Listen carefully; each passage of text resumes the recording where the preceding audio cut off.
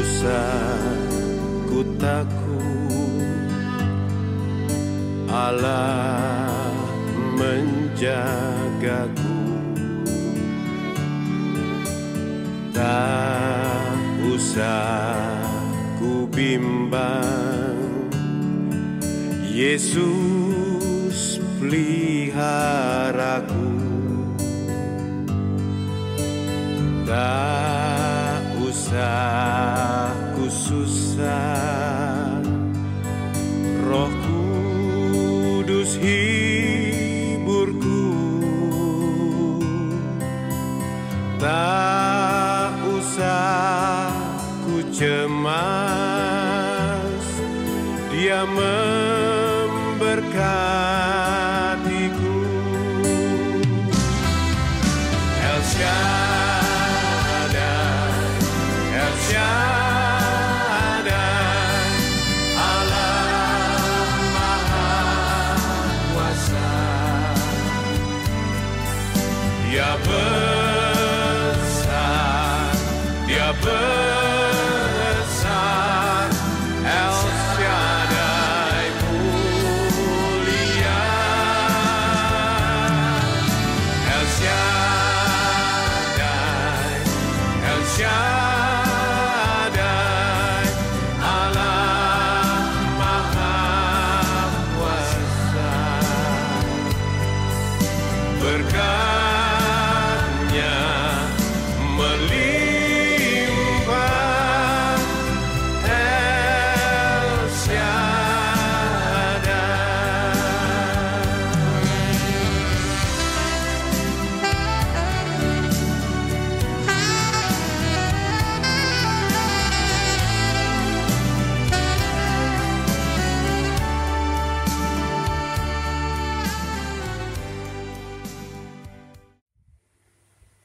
Shalom, selamat pagi Bapak Ibu, anggota Pelkat, PKLU, IBIB Jemaat Karis Jakarta. Kita bersyukur boleh bertemu kembali dan kita boleh beribadah. Saya undang kita berdiri, kita mengawali ibadah ini dengan menaikkan pujian dari Kidung Jemaat nomor 27, bait yang pertama. Meski tak layak diriku, dan kata-kata yang berikutnya. Meski tak layak diriku, tetapi karena darah-Mu dan karena Kau memanggilku, ku datang Yesus padamu. Saudara-saudara yang dikasihi Tuhan Yesus Kristus, mari kita satukan hati kita di dalam doa. Kita berdoa. Bapa di surga, terima kasih ya Tuhan untuk kesempatan kembali kami boleh beribadah walaupun secara online dalam wadah Pelkat, PKLU, IBIB Jemaat Karis. Berkenanlah Tuhan hadir dan mengurapi kami agar kami dapat menjadi pemberlaku firman Tuhan dalam seluruh kehidupan beriman kami. Bersabdalah ya Tuhan, karena kami anak-anak-Mu siap sedia untuk mendengar. Dalam Yesus, Tuhan dan Juru Selamat kami naikkan permohonan ini. Amin.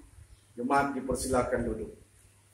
Yang menjadi dasar perenungan kita dalam ibadah di pagi hari ini terambil di dalam Yosua pasal 24 ayat 29 sampai dengan ayat yang ke-33. Tapi saya akan membacakan hanya pada ayat yang ke-31 yang menyatakan orang Israel beribadah kepada Tuhan sepanjang zaman Yosua dan sepanjang zaman para tua-tua yang hidup lebih lama daripada Yosua dan yang mengenal segenap perbuatan yang dilakukan Tuhan bagi orang Israel. Demikian pembacaan firman Tuhan. Berbahagialah kita yang tidak saja mampu untuk dapat mendengar, tapi dapat memperlakukan dalam kehidupan beriman. Saudara yang dikasihi Tuhan Yesus Kristus, zona aman di mana tidak ada rintangan dan tidak ada tekanan, ternyata dapat membuat kita, saudara-saudara yang kekasih, tergoda untuk menyangkal Tuhan. Nah, saudara-saudara yang dikasihi Tuhan Yesus Kristus, itulah keadaan yang terjadi ketika Yosua masih memimpin di tanah Kanaan, di tanah perjanjian. Walaupun saudara-saudara yang kekasih, usia daripada Yosua satu sudah lanjut, umurnya saudara-saudara yang kekasih sudah mau mendekati ajalnya, dia meninggal umur 110 tahun. Saudara-saudara yang dikasihi Tuhan Yesus Kristus, bangsa Israel yang berada di tanah perjanjian itu adalah generasi yang baru. Lalu berikutnya, saudara-saudara yang kekasih, bangsa Israel yang berada di tanah perjanjian, memang semua kebutuhan jasmani mereka terpenuhi. Mereka seolah-olah, saudara-saudara yang kekasih, hidup aman, nyaman.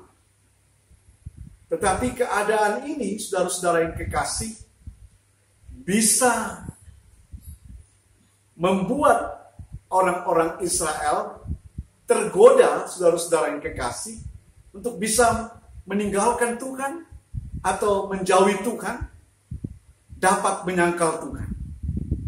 Kenapa, saudara-saudara yang kekasih? Karena mereka hidup di tengah-tengah bangsa-bangsa lain yang tidak seiman. Maksudnya, saudara-saudara adalah orang-orang kafir. Nah, saudara-saudara yang dikasihi Tuhan Yesus Kristus, Yosua, saudara-saudara, dalam judul, dalam perikop, ini mengenai tentang pembaharuan perjanjian Sikem. Dia mengumpulkan, saudara-saudara yang kekasih, para pemimpin-pemimpin, ya, para pemimpin-pemimpin, ya, untuk kemudian, saudara-saudara, diberikan nasihat. Diberikan nasihat, diberikan, saudara-saudara yang kekasih, pengajaran, supaya para pemimpin ini pada akhirnya nanti mengingatkan umat agar mereka memperbaharui komitmen mereka.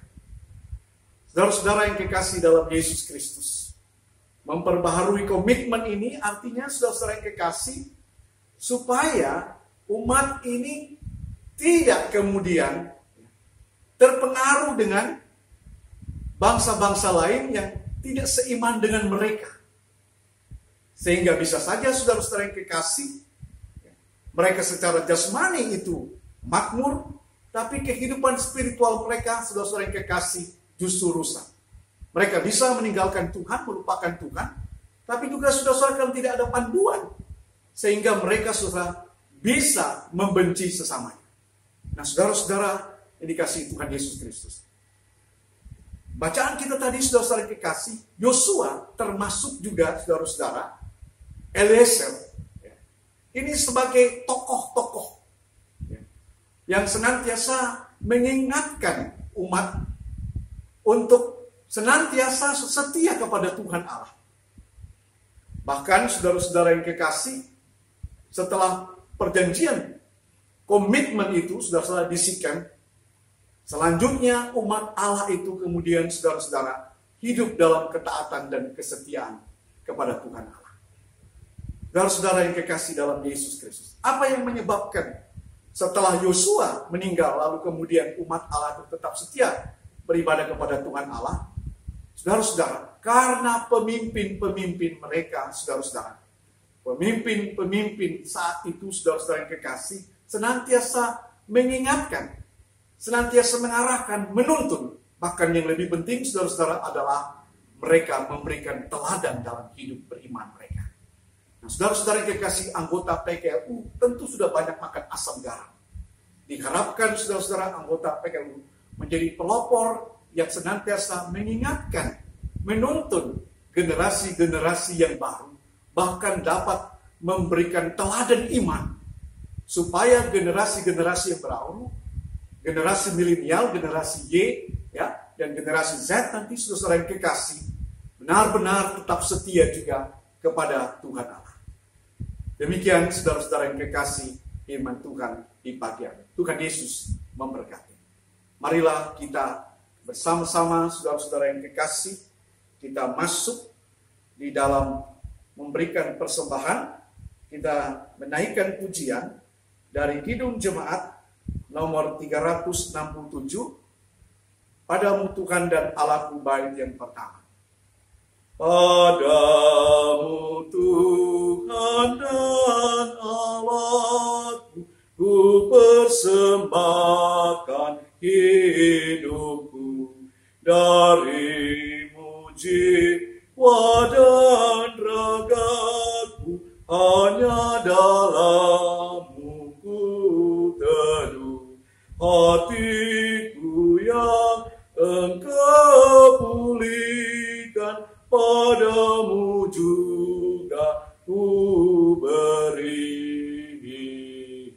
iman.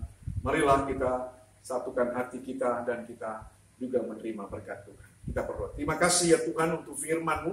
Biarlah kami tidak saja menjadi pendengar, tapi dapat memberlaku firman Tuhan. Biarlah kami selaku orang tua senantiasa mengingatkan, mengarahkan, menuntut, bahkan memberikan teladan kepada generasi yang baru.